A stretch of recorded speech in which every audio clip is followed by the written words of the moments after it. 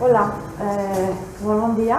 Soc la Montserrat Monge i en nom de la biblioteca us dono la benvinguda i les gràcies per assistir a aquesta conferència. És una conferència que complementa per a nosaltres l'exposició que tenim exhibida aquí a la sala general de FEAS, Dones que estudien la Terra. La vam instal·lar el mes passat i s'hi estarà amb nosaltres fins al 31 de gener. Ens la va cedir l'Institut Cartogràfic i Geològic de Catalunya. Una conferència que agraïm a la professora i a la doctora Arbolella que hagués estat disposada a donar-la i que també parlarà de dones en la geologia. La doctora Arbolella és professora emèrita del Departament de Geologia de la Facultat de Ciències i al llarg de la seva carrera ha centrat la seva investigació en geologia estructural i tectònica. Actualment el seu interès està en el sistema Atlas del Marroc, on estudia les interaccions dinàmiques entre la tectònica i els processos de la superfície terrestre. Sense més preàmbul, li dono les gràcies i endavant, doctora. Moltes gràcies. Bueno, voy entonces a hablar hoy de este tema, que es la presencia de las mujeres en geología en las últimas 4 décadas con una mirada de futuro. Pero esto es visto desde un punto de vista benevolente por mi parte, porque en realidad son 50 años ya.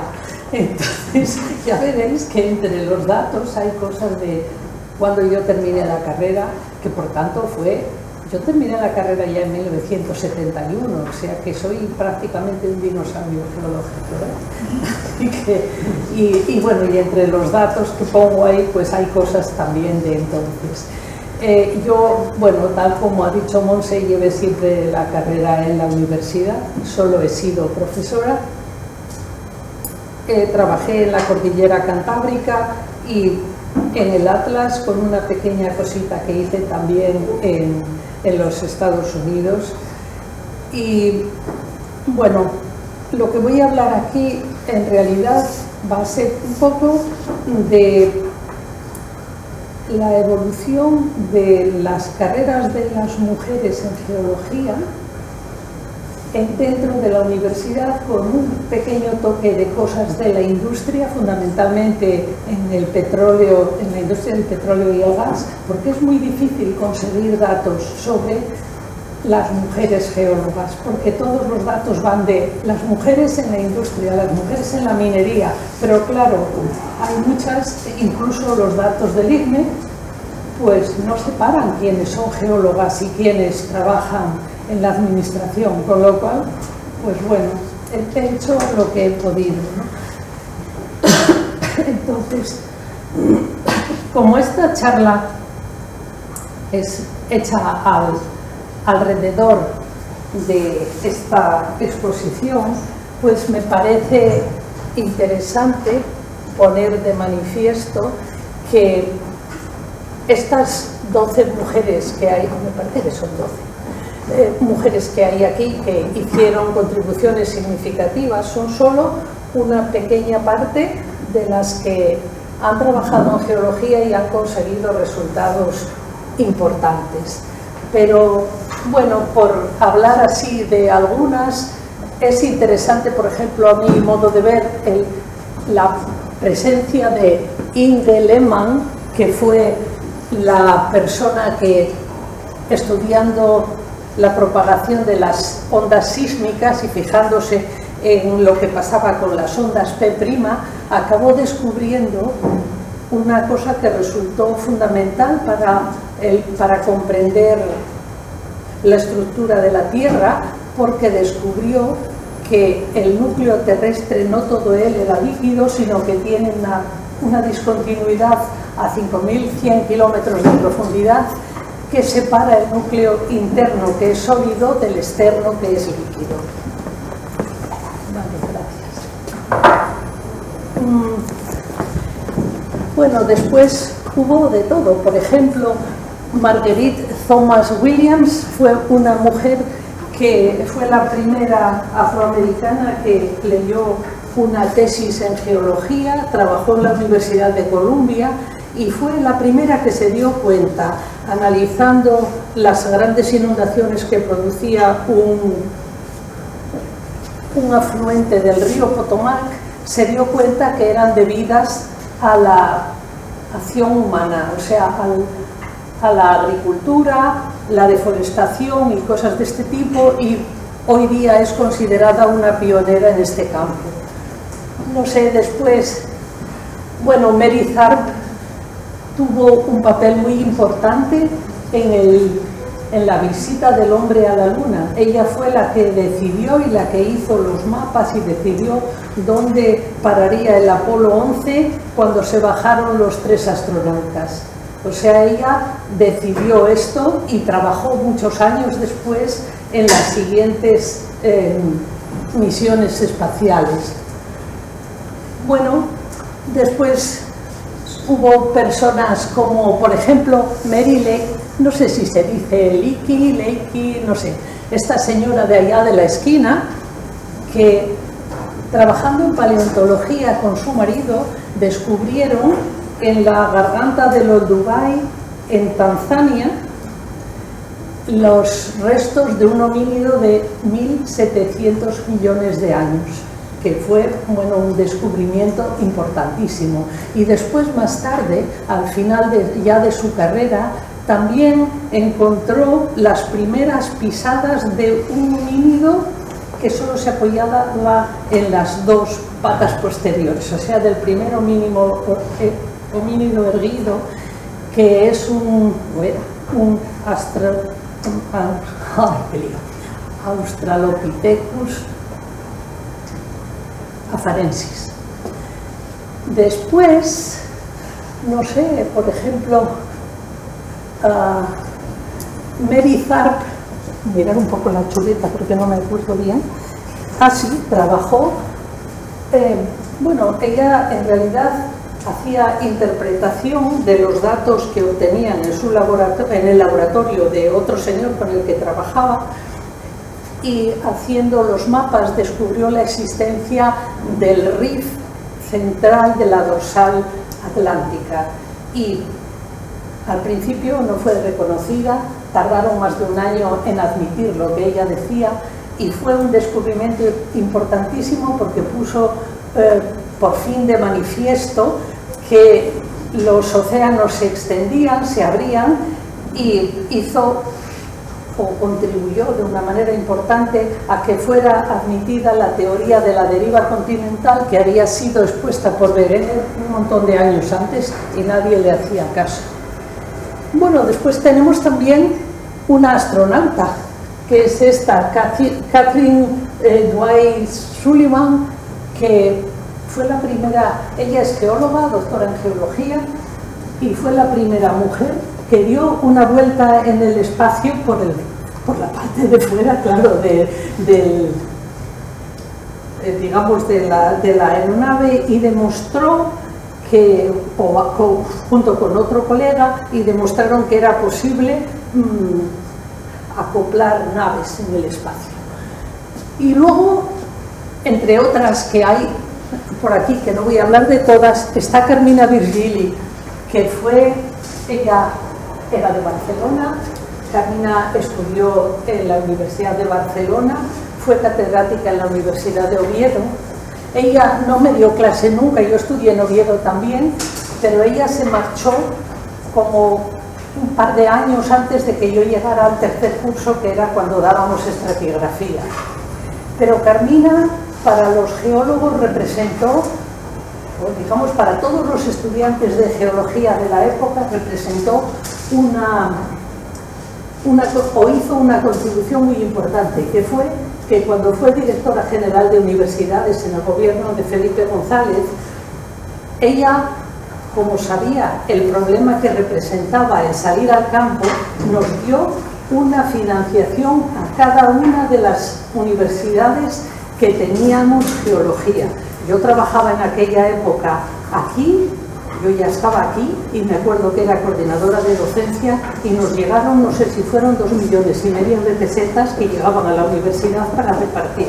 A cada universidad le llegó una cantidad para pagar las salidas de campo y eso fue una cosa de grandísima ayuda, y a partir de tirar de ahí, de lo que hizo Carmina, es como hoy conseguimos tener una financiación que, por cierto, cada vez es más escasa, pero esa es la base. Después Carmina también, aparte de los trabajos que hizo en geología, que ella trabajó en estratigrafía y en bioestratigrafía, creo, ¿verdad? Y ella fue secretaria general de universidades y hizo una contribución importante en conseguir que saliera adelante la LRU, que fue la ley de la reforma universitaria, que durante muchos años llevaba en camino y no había manera de que saliera.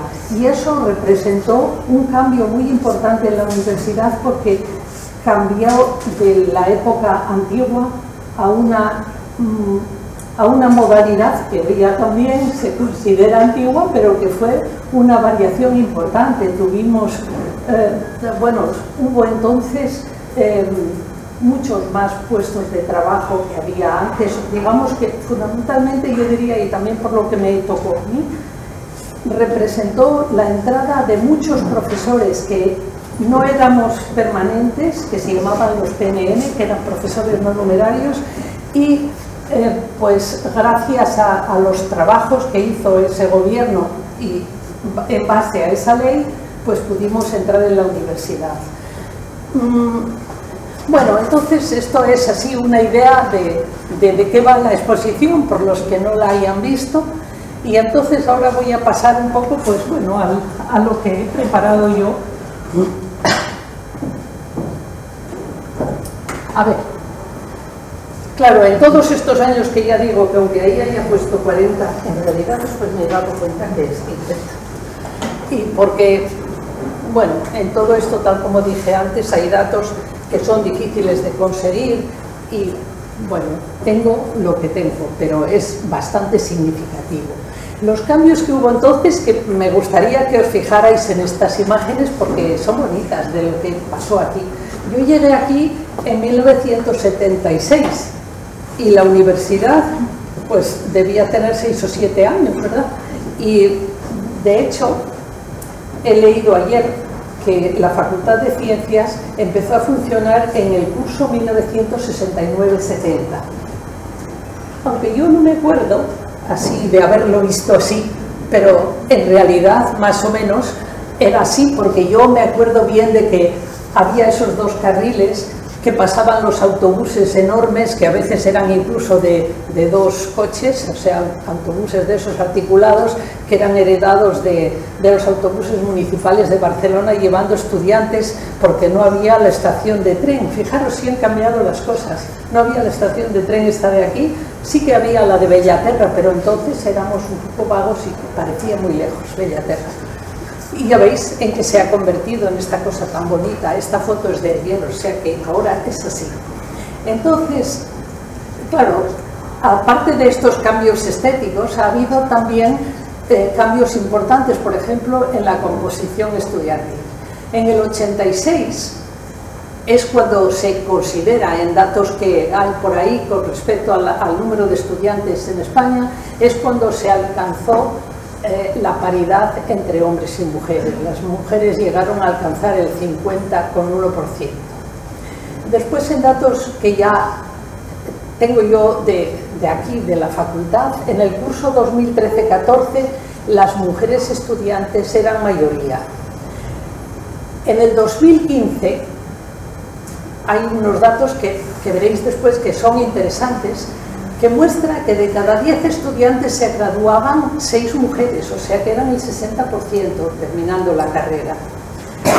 Y después, en cuanto al profesorado, y después en el 24, o sea, con datos del año pasado, la cuota de mujeres se incrementó hasta el 56,8%, o sea que se ve un incremento interesante desde el 86 hasta el 24, 6%, pero ya veréis después en la siguiente diapositiva. En la composición del profesorado también ha habido un cambio importante. En el 2008, el 36,4% eran mujeres, pero de ellas solamente no es de ellas, había el 15% de las mujeres profesoras eran catedráticas. Ahora hay un 43,7% de mujeres y el 27% son catedráticas de universidad. Y los cambios también se dieron, claro, en la dirección de las universidades, de manera que en el 2016 solo había 11 mujeres rectoras y había 77 universidades, o sea que eran el 14,28%, y ahora con 91 universidades hay 16 rectoras, o sea que no ha aumentado mucho, son el 17,5%. Ahí están contadas las universidades públicas y las privadas. ¿Estos datos se refieren a todas las carreras en España? ¿O a qué titulaciones? ¿O son a cada una? No, mira, depende. Por ejemplo, la primera de todas, lo del 86, es una cosa de la universidad en España. Pero la segunda son datos de aquí. Van a salir después. Porque hubo una época que sí, no es que hubo una época, es que fue que di una charla en una reunión de la Sociedad Geológica de América que se celebró en Barcelona y me pidieron dar una charla sobre la situación de la mujer en la academia en España, y entonces de ahí saqué datos en su momento y ahora los mezclé.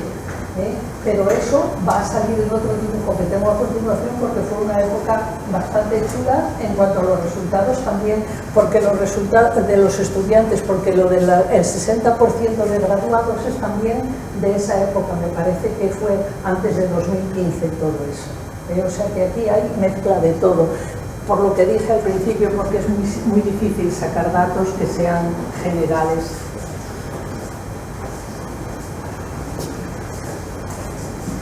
Bueno, esto es un poco para que se vea el aspecto del estudiantado ahora mismo. Mirad, cuando yo estudiaba, que por eso digo, eran más de 50 años, en 1971, pues yo era la única en mi curso, que éramos 28, o sea que eso representaba el 3,57%. Yo soy esta que hay aquí, esta, y me hace gracia ver el autobús. No era malo, pero es antiguo, Entonces, después ya llevando a los alumnos por ahí al campo, en 2016, ahí estábamos en la cordillera Cantábrica en León, y veis que hay unas cuantas chicas, y aquí estamos en la playa de Benquerencia, en la provincia de Lugo, y también veis que hay unas cuantas chicas. En 2016, el 32,5% de las estudiantes de primero eran mujeres. Y ahora en el 24, o sea, el curso pasado, estos son los estudiantes que estaban en los Pirineos con un colega que me ha dado la fotografía, y veis que entonces en 2024 en los estudiantes de cuarto curso había el 44,2% de mujeres. O sea que en 50 años la presencia de la mujer aumentó el 40%, lo cual no está mal. A ver.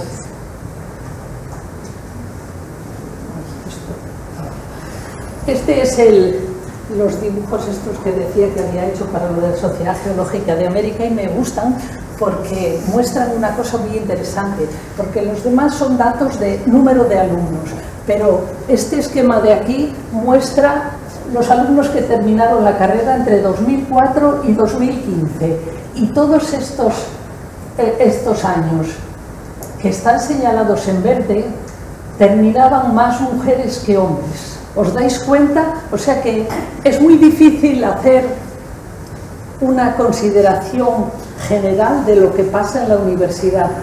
Y eso también lo han visto digamos, el grupo de decanos y coordinadores de docencia, porque aquí no hay decanato de geología, se reúnen todos los años y se trata de hacer un estudio comparativo de cómo está la carrera en diferentes universidades.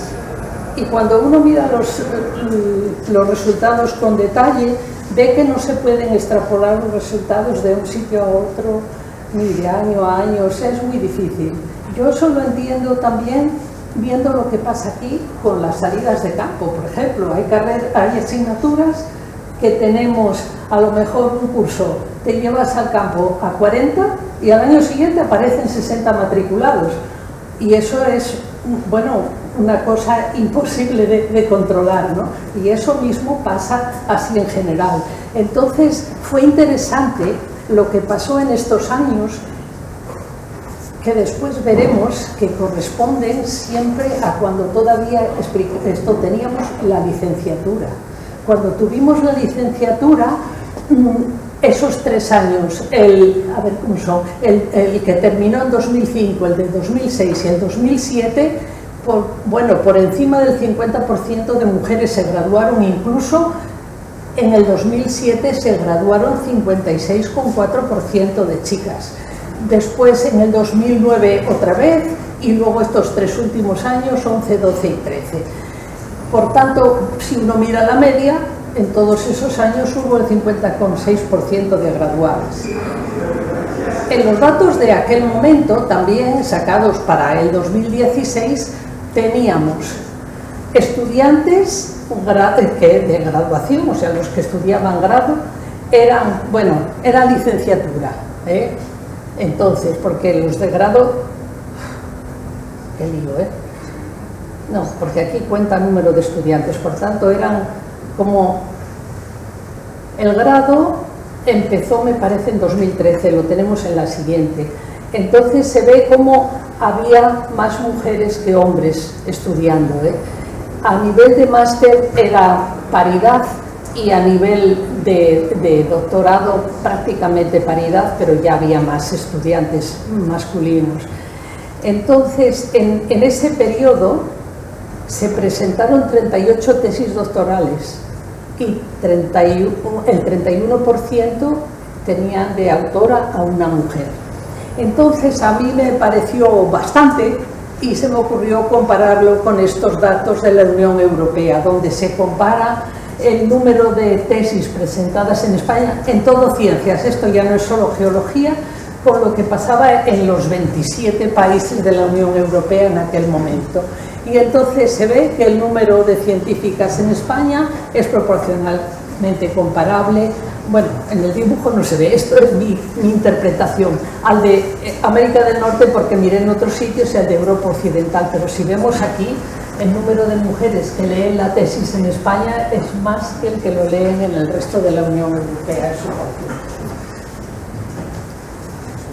en aquel momento, Esto siempre, por eso digo que las cosas cambian. Vale, entonces ahora, si miramos cuántas mujeres hay estudiando geología en la actualidad.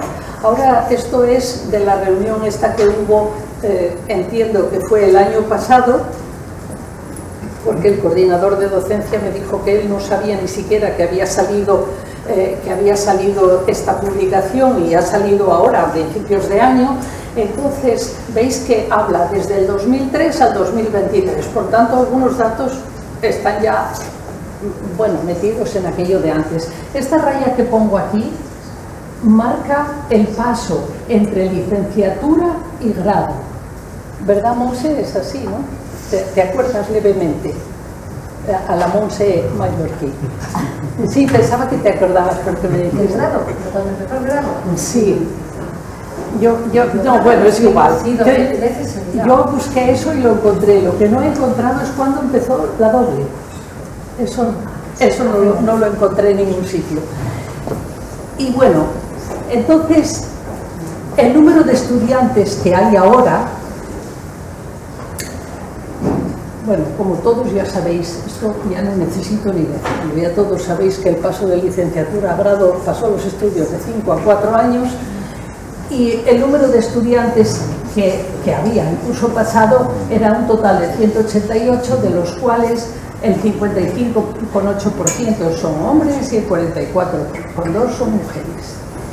Ahora, si miramos en el máster con datos de este año, o sea, estos datos ya son 24-25, lo que tenemos son, en el máster de recursos minerales y riesgos geológicos, tenemos 19 estudiantes, 8 mujeres y 11 hombres, o sea, el 42% son mujeres, 58% hombres. Y en el máster de Geología y Reservorios hay 16 estudiantes y totalmente paritario, 8 hombres, 8 mujeres, o sea, 50%. Por tanto, el resultado total, si lo sumamos, daría que hay el 54,28% de hombres en el máster y que hay menos mujeres. Si miramos el número de estudiantes que tenemos ahora mismo haciendo el doctorado, vemos que en este curso hay 25 estudiantes, que son 10 mujeres y 17 hombres. Entonces, claro, esto son unas cuestiones que son bastante, no sé, bastante poco generalizables a mi modo de ver, porque con que haya 2 personas que acaben de leer la tesis ya no te salen en la lista de este año.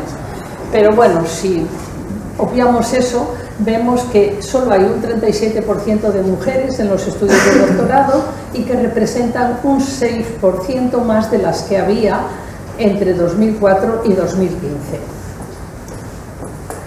Entonces, bueno, por generalizar, el porcentaje de mujeres en los estudios de geología es próximo al 45% a nivel de grado y máster, pero desciende por debajo de 40% en el doctorado.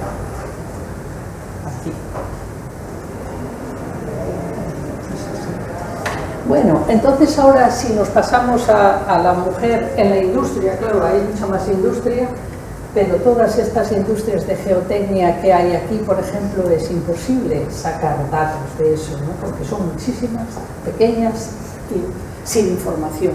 Entonces se ha encontrado esto y se refiere a la mujer en la industria del petróleo y el gas en el mundo entero, con lo cual, pues bueno, entonces dice que las mujeres representan un promedio del 23%, pero que eso es muy poco y que este ámbito de la industria está solo por delante de la construcción, en el que hay solamente el 14%.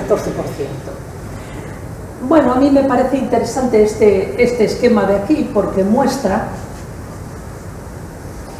que la representación de mujeres en el mundo de la industria del petróleo y del gas ha subido desde 2020 hasta 2023, ha subido bastante, porque al nivel de entrada, cuando empiezan, pasó de, en 2020 es el color claro, el de debajo, y el de 2023 el de encima, pues pasó del 25 al 27%, mientras que para aquellas que ya tienen un cierto recorrido en la carrera, pues pasó del 20 al 25% a un nivel ya senior del 14 al 20% y a nivel ejecutivo del 14 al 19%. Por tanto, pues bueno, ha habido un incremento del número de mujeres en esta carrera, pero de todas maneras, pues dice, la interpretación dice que es uno de los sectores menos inclusivos para las mujeres.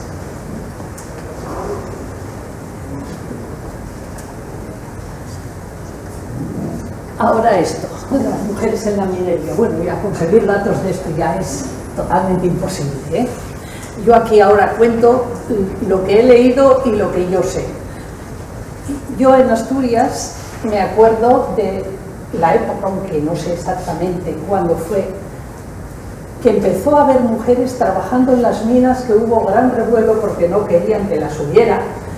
Pero eran mujeres que hacían de dinamiteras y de algún otro trabajo así, digamos, no eran geólogas, no eran ingenieras, ¿eh?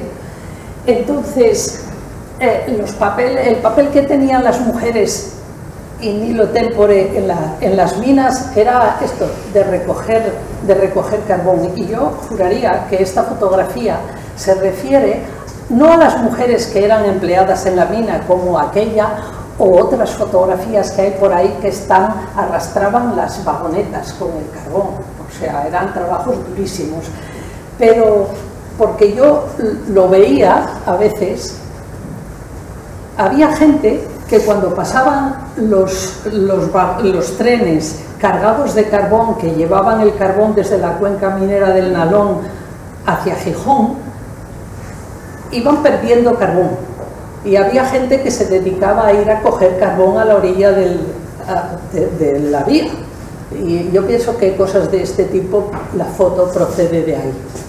Pero bueno, entonces, los primeros geólogos, por leer todo, se estima que las mujeres esto representan entre el 8 y el 17%, pero claro, a niveles diversos, por tanto, las geólogas ni idea, ¿no? Pero yo sí sé que los primeros geólogos, por ejemplo, trabajaron en UNOSA, que son bueno, sigue existiendo por lo que he visto, y ahora como todo se dedica a energías renovables. Pues entraron pocos años después de que yo terminara la carrera, y entraron a trabajar hombres y mujeres. Me parece que entraron 8 de repente, y fue alrededor de 1977. Entonces, en 2022, en los datos que ha sacado este grupo, que se llaman las mujeres en minería y la industria en España, pues ellas dicen que existía en 2022 el 12% de trabajadores en el sector minero eran mujeres, pero no dice si eran geólogas, por tanto no tenemos ni idea, y yo me temo que eran poquísimas, ¿no?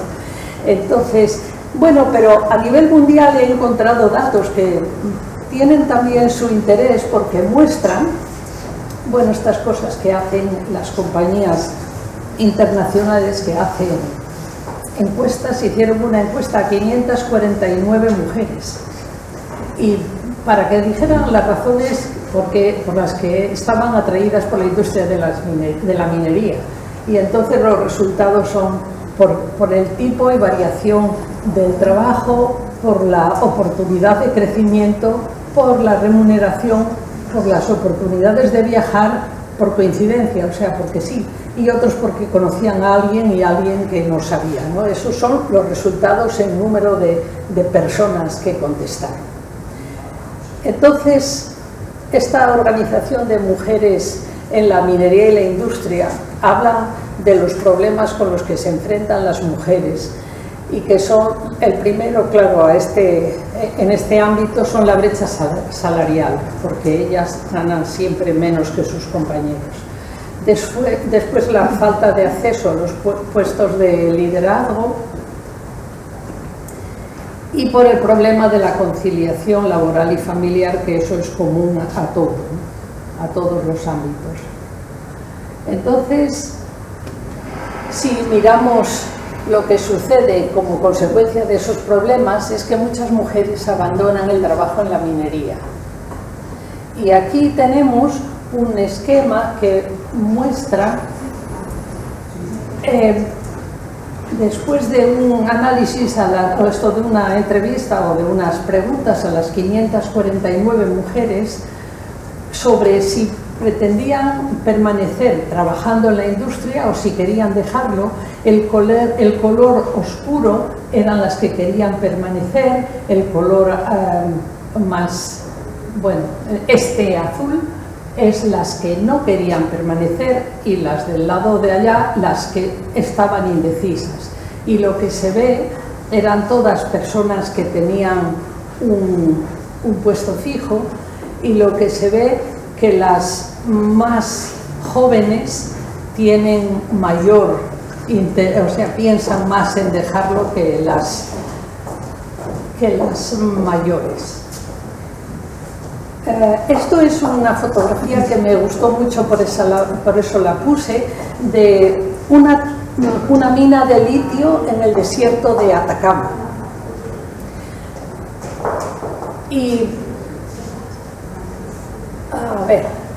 Y bueno, y entonces ahí están representados los factores que hacen que las mujeres abandonen la minería, y a mí me parece como curioso esto de el trabajo deja de ser interesante. Me parece como muy americana la respuesta, ¿eh?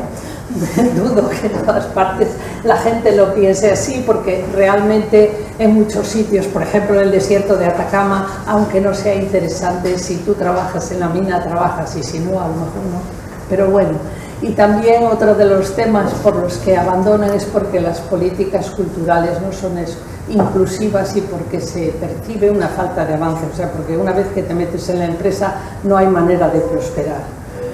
Entonces, bueno, así como cosa general, las mujeres, pero sin saber cuántas geólogas hay, en los niveles altos solo son el 13%, pero nunca hay directoras ejecutivas, o sea, pueden estar en grados intermedios, pero sin llegar arriba en las empresas. Bueno, y ahora lo del IGME. Bueno, las mujeres investigadoras en España investigan en el CSIC y hasta hace 3 años en el IGME. El IGME, bueno, para los que no sois geólogos, el Instituto Geológico y Minero de España, pues fue incorporado al CSIC el 31 de marzo de 2021. Y hasta entonces, o sea, en 2022, en los datos que se sacaban en 2022, había 135 mujeres geólogas en el CSIC. Y ahora, con la incorporación del IGME, pues interpretando este esquema que me hizo encontrar a Antonio Arnolas, que trabajó muchos años en el IGME, he visto que, a ver, Antonio, si a ti te parece que es así la interpretación, todo este grupo, que es el personal investigador, es mayoritariamente geólogo. Por tanto, hay, lo he sumado mal, 35 mujeres, o sea que este resultado de aquí lo he hecho mal, porque he sumado 106. Después, del personal técnico, si uno mira cómo van los puestos de trabajo en el CSIC, por ejemplo, en el Jaume Almera, también hay geólogas que están haciendo trabajos de técnicos. Por tanto, hay que sumar el número de mujeres técnicas y, por tanto, serían 80, de 80, algunas no serán geólogas. Sí, evidentemente, puede haber alguna química, alguna... Claro, pues os dais cuenta que el problema que representa una cosa de estas, que en la web está como gran información y gran transparencia, realmente no hay quien lo entienda, porque es una locura, ¿no? Hay personas que tienen un nivel y otras otro de formación, y por tanto es difícil. Entonces, lo que sí, por ejemplo, sabemos que ahora, pero teniendo en cuenta que me he confundido en esto, que son muchas menos de 241, sí que sabemos que en las oposiciones que hubo en el año 23 y en las que hubo en el año 24, hubo un cambio que es importante en cuanto al cómputo general en el nivel de los contratos, o en el nivel de las personas, porque, a ver dónde está, había solamente un profesor de investigación y ahora por lo menos hay 2 más mujeres. No sé si hay más y me he confundido, es así, ¿no?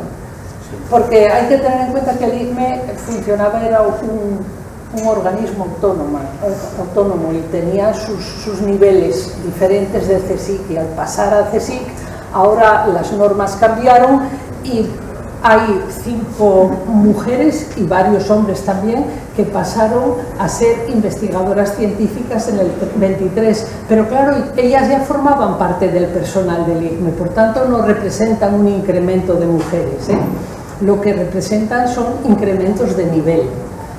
Pero bueno, si miramos esto, que es interesante en cuanto a lo general, la evolución del número total de mujeres y hombres en el IGME entre 2018 y 2022, se ve que, bueno, el número de mujeres prácticamente se mantuvo igual, ha subido algo.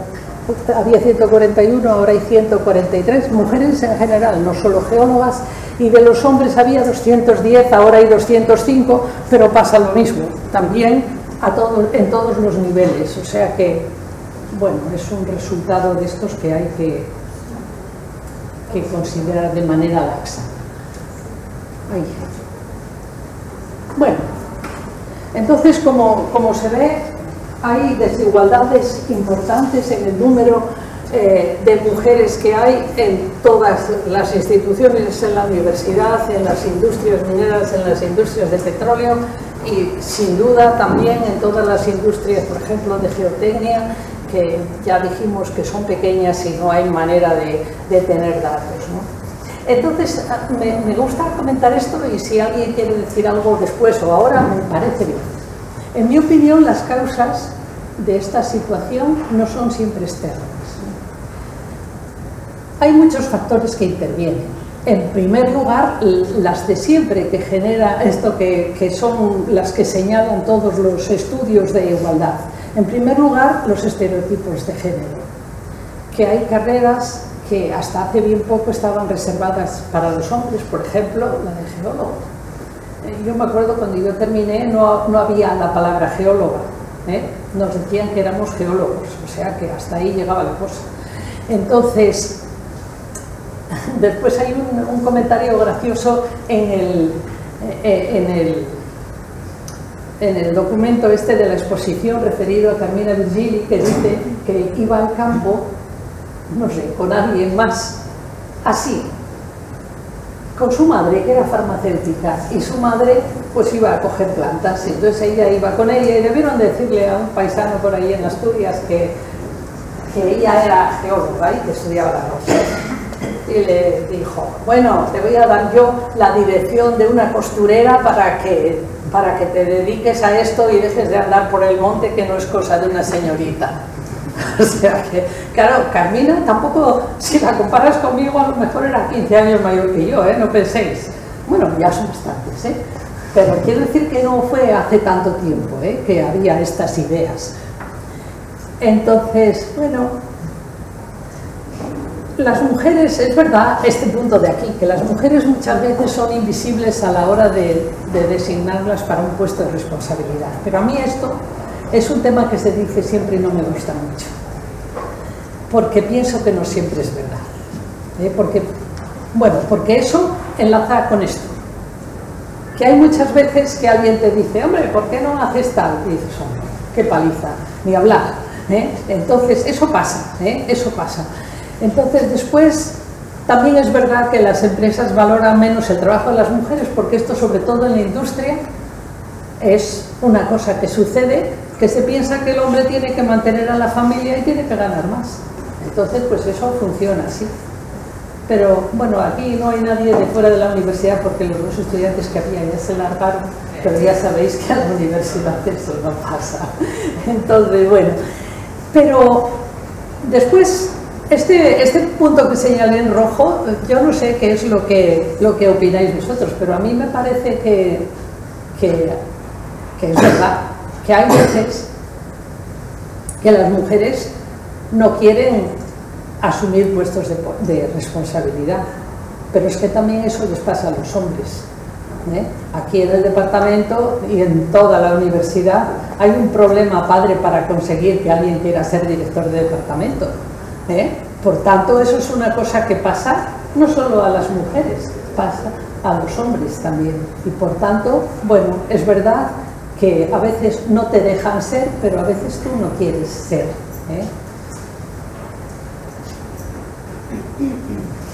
Después, si queréis, hablamos de eso.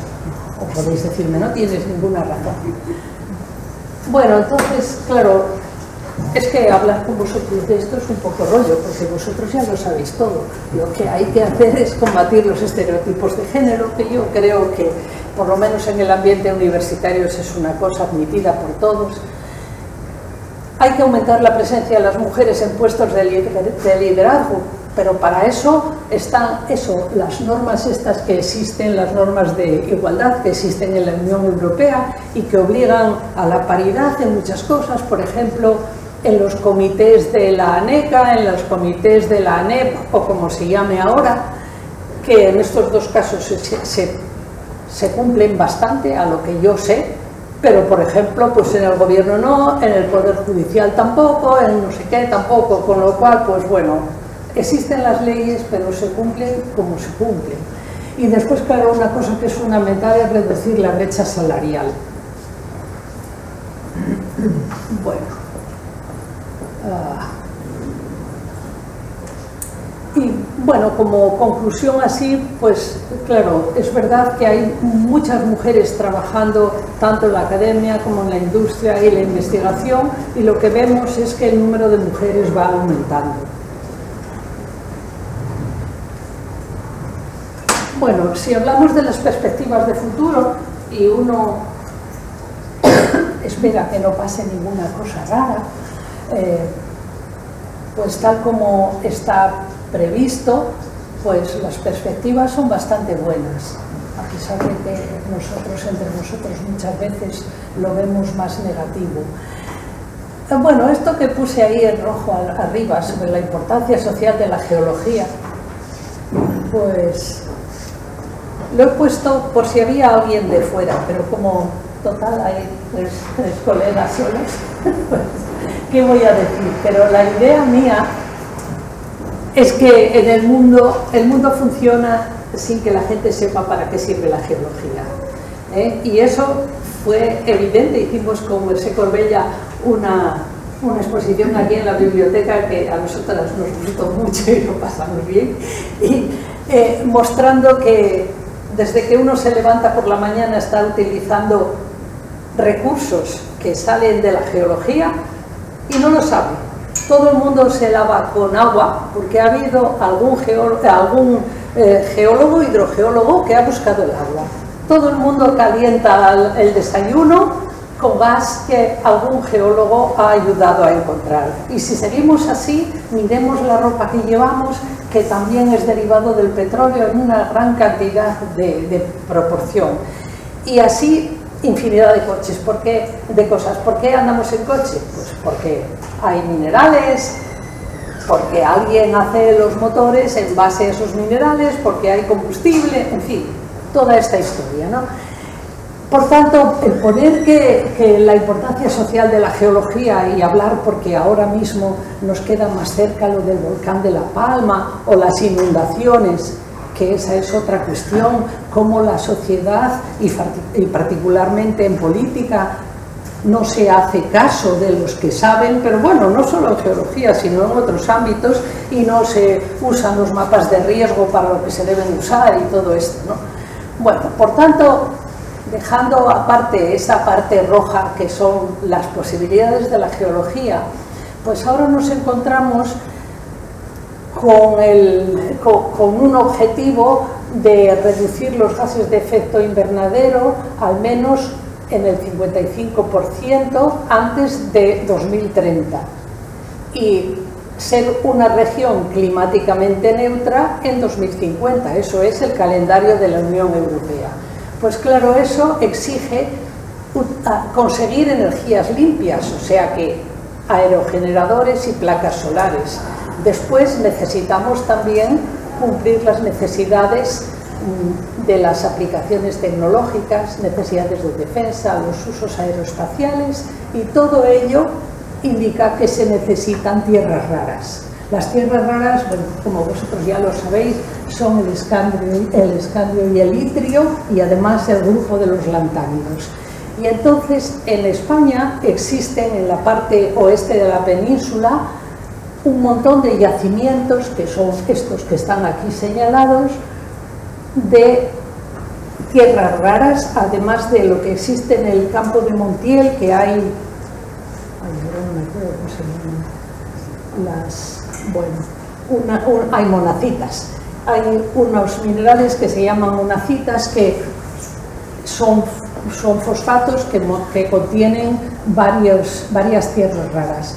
Pues entonces las tierras raras sirven, por ejemplo, el niobio en imanes y se usa también en resonancias magnéticas, en las pilas nucleares, en aleaciones que mejoran la resistencia del acero, luego el litio en baterías móviles, en la batería de los coches eléctricos, en baterías móviles quiere decir de los móviles, claro, el tántalo también en los móviles, etc. Por tanto, las tierras raras son muy necesarias y entran dentro de un grupo que la Unión Europea clasifica como materias críticas, que son 34 elementos, que son estos que vemos aquí, de los cuales los que están en amarillo son los que se piensan que su escasez, o sea, el no poder disponer de ellos, puede representar un problema económico importante. Son, por ejemplo, el germanio, el níquel, el galio, el magnesio, el wolframio, el cobre, el bismuto, bueno, todos estos que hay ahí.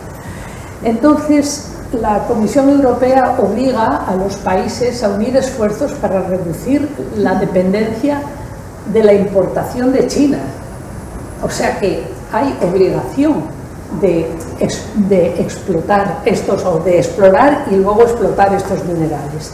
Por tanto, eso abre una vía de existencia de minería que es interesante y que dará trabajo si no pasa ninguna cosa rara. Entonces, bueno, un experto que hablaba sobre este tema hace poco decía que invertir en minas equivale a invertir en futuro, que los minerales críticos como el grafito, el litio, el cobalto, el níquel, el cobre y el uranio, entre muchos otros, son clave para el impulso global para combatir el cambio climático. Entonces, según las estadísticas de la Agencia Internacional de Energía, la inversión global en el desarrollo de minerales críticos aumentó un 20% en 2021 y un 30% en 2022. Eso da idea de que si la cosa sigue así, pues será fuente de trabajo. Y desde ese punto de vista, pues el estudio que han hecho los decanos y coordinadores de los grados de geología, pues pone de manifiesto que hay una gran demanda de graduados y que su rápida inserción, que hay una rápida inserción laboral y que la tasa de empleabilidad el año pasado fue del 98%, noticia que me ha dejado impresionada, en las profesiones que están relacionadas con las ciencias de la Tierra. A ver. Entonces, bueno, eso es todo lo que tengo que decir y esto era por si acaso había alumnos que supieran que existen los colegios de geólogos. Aquí existe el COGEOCAT, que tiene, por cierto, una presidenta que estudió aquí en la Autónoma, la Viñet Solá, que fue alumna nuestra hace unos años, y sobre todo tiene una buena página web en la que hay una bolsa de trabajo y actualmente hay 29 ofertas de trabajo en diferentes campos, como se ve ahí. Y después el Colegio Oficial de Geólogos de España, que tiene varias, digamos, no sé, como varias particiones en diversas provincias, pues que también tiene una presidenta que es mujer, al igual que, no lo dije, pero la presidenta del IGME también es una mujer que empezó a trabajar hace como 4 o 5 días y la anterior también era una mujer. Entonces, el Colegio de Geólogos de España tiene también una bolsa de trabajo, pero por lo que he visto en la web funciona de una manera como muy antigua, que resulta que ahí no hay manera de ver nada porque tienes que ser colegiado y poner quién eres para ver los puestos de trabajo que se ofrecen, con lo cual pues no he podido decir nada, o sea, sacar nada. Y bueno, con esto la cosa se acabó con este dibujito bellísimo. El camino está abierto, solo hay que caminar. Ahora las mujeres solo tenemos que caminar, y yo ya menos porque ya enseguida ni puedo andar. Entonces, bueno, la cosa me ha gustado el dibujo porque tiene partes oscuras, partes claras y al final, bueno, se ve un futuro más o menos claro. Y eso es todo. Eso es todo.